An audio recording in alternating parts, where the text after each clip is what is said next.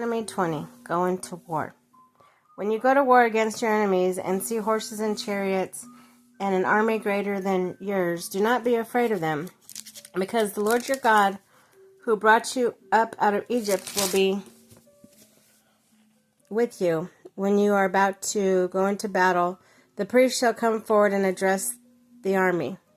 He shall say, "Hear, Israel, today you are going into battle against your enemies. Do not be faint-hearted or afraid.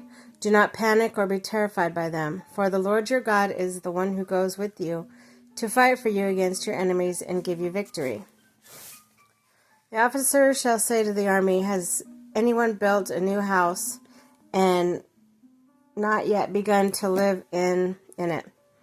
Let him go home, or he may die in battle, and someone else may begin to live in it.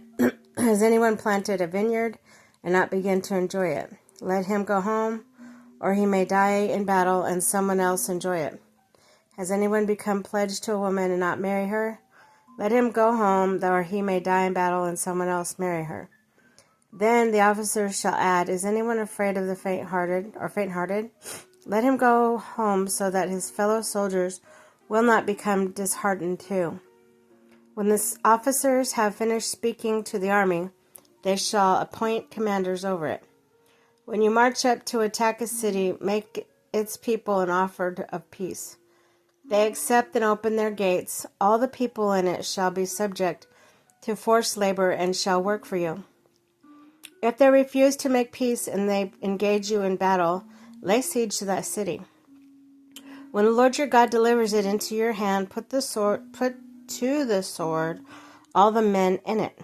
As for women, the children, the livestock, and everything else in the city, you may take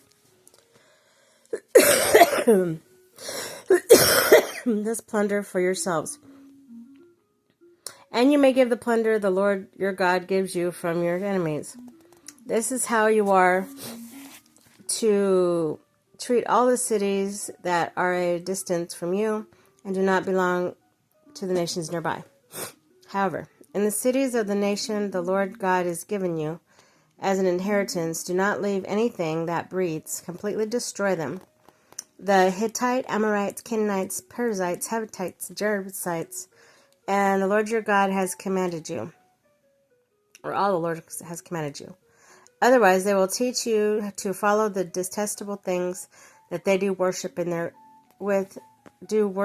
gods, and you will sin against the Lord your God. When you lay siege to a city for a long time, fight against it to capture it. Do not destroy its trees by putting an ox to them, because you can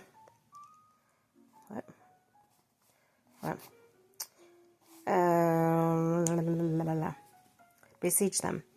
That you besiege them. However, you may cut down trees that you know are not fruit trees and use them to build siege works until the city at war with you falls.